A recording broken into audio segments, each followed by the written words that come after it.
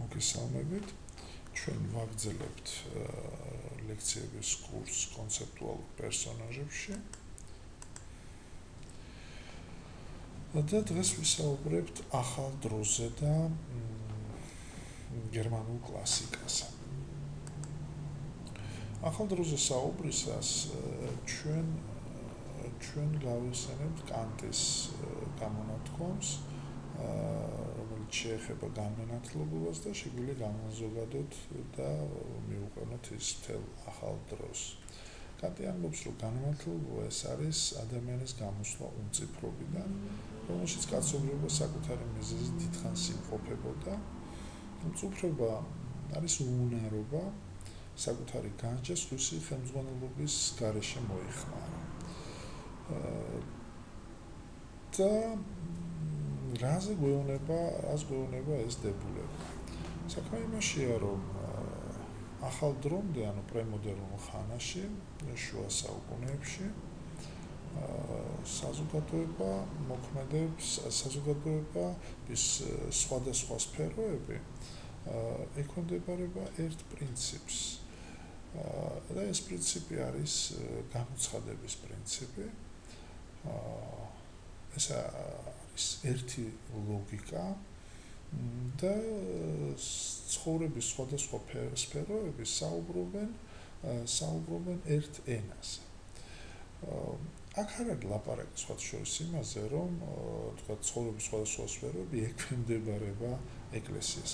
შეიძლება უფრო ვთქვათ, რომ ეს არის მთლიანად სფეროები წარმოადგენენ ერთ კრებულს, ანუ ეკლესიას, ბერძნულად ეკლესია მოგესალმებით, რომ ნიშნავს კრებულს, ისინი წარმოადგენენ ერთ კრებულს, რომელიც ცხოვრობს ერთ ჰომოგენურ სამყაროში. აი, ახალ დროში თანდათანობით ცხოვრების სხვადასხვა სფეროები იწყებენ ცხოვრებას და საუბარს საკუთარი პრინციპების მიხედვით.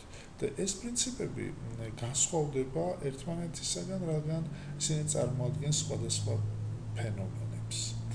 აი, სეკულარიზაცია ზუსტად ნიშნავს იმას, რომ სეკულარიზм არის ლათინური სიტყვა, მას აქვს სხვადასხვა მნიშვნელობა, მაგრამ ჩვენთვის საინტერესოა, რომ სეკულარიზმ ნიშნავს საეროს, ამქვეყნეულს, საპირისპიროდ სასულიეროს.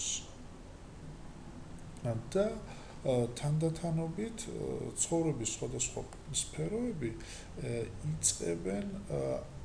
იწყებენ თავისი პრინციპების მიხედვით ცხოვრებას, ისინი ემიჯნებიან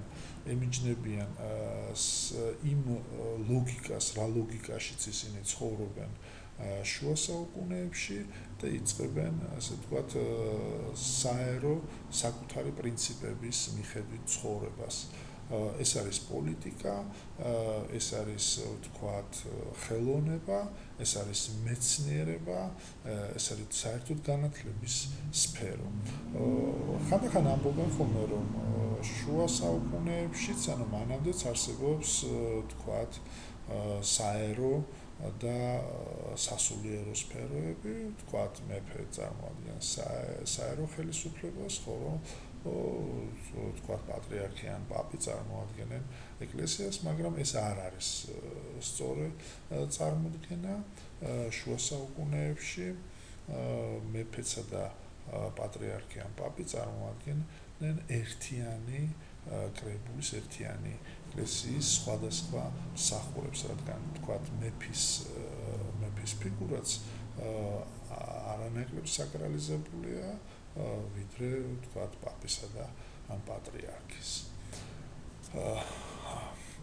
ხო, ახლა როდესაც საუბრობთ ახალ დროზე და საერთოდ საერო სამყაროზე, ამქვეყნიურ სამყაროზე, თითქოს და კიდე არსებობს ესეთი წარმოდგენა, რომ აი შუა საუკუნეებში ხდება ტოტალური გადაფარვა სასულიერო სფეროსი, შუა საუკუნეები და ქრისტიანული კულტურა ანი მთლიანად მიმართული იმ ქვეყნიურ სამყაროზე და აი ამ ქვეყნიური სამყარო უბრალოდ მას ავიწყდება და ახალ დროში იწყება გახსენება, თქვათ, როდესაც რენესანსზეც არის ლაპარაკი, გახსენება ელინური სამყაროსი, რომელმაც იცოდა აი ამ ქვეყნიური სამყარო, იცოდა თქვათ ადამიანი.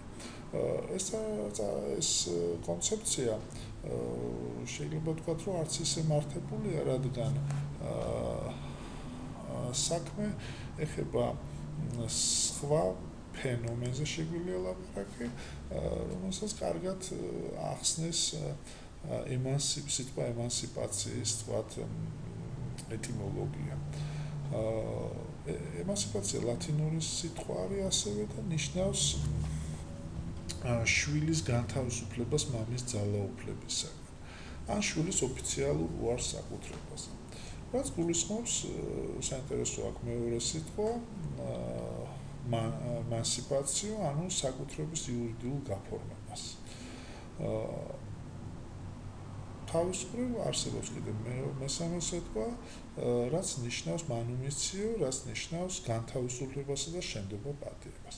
აი ეს მიდგომა და ეს სიტყვა კარგად გვაჩვენებს, რომ აი მოვლენას, რომ სინამდვილეში ქრისტიანულმა კულტურამ თავის წიაღში აღზარდა ადამიანი, რომელმაც მიაღწია სრულწლოვანებას და ის იწყებს დამოუკიდებელ ცხოვრებას. ახალი დროის ადამიანი ეს არის სრულიად აღზრდილი, ასე ვთქვათ, ქრისტიანული პრინციპებით, მაგრამ ის ითხოვს ავტონომიას. ეს ბუნებრივი პროცესი არის. სხვათა შორის შეგვიძლია მოვიყვანოთ ისტორიიდან და ზოგი ამ ხრივ განიხილავს, რომ კონფლიქტი გარდაუვალი არის, მაგრამ კონფლიქტის არსი მდგომარეობს სწორედ იმაში, რომ ბუნებრივი პროცესი არის, ასე ვთქვათ, აღზრდილის ან სრულწლოვანების მიღწეულის, ასე ვთქვათ, განთავისუფლება და თუ ეს მყოფდება ბუნებრივია, კონფლიქტიც არ დააყოვნებს. აი როდესაც საუბარი არის აი ამ ახალ ადამიანზე, საინტერესოა უკვე კანტის სიტყვები